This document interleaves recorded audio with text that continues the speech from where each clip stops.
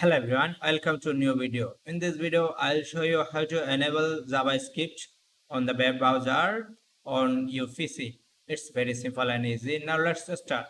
First, open Brave web browser on your PC. Then go to top right corner and click three bar menu. Then scroll down and at the end you can find settings. Click on this. Now go to left side and here you can find privacy and security. Click on this. Again go to middle and then click on site and shell settings.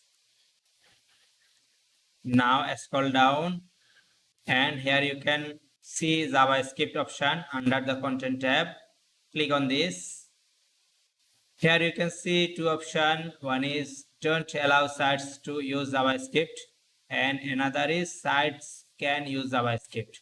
To enable these settings, select this. That's it for now. I hope you enjoy this tutorial. If you enjoy this, please like this and also as well as subscribe our channel for more interesting tech videos like this. Thank you.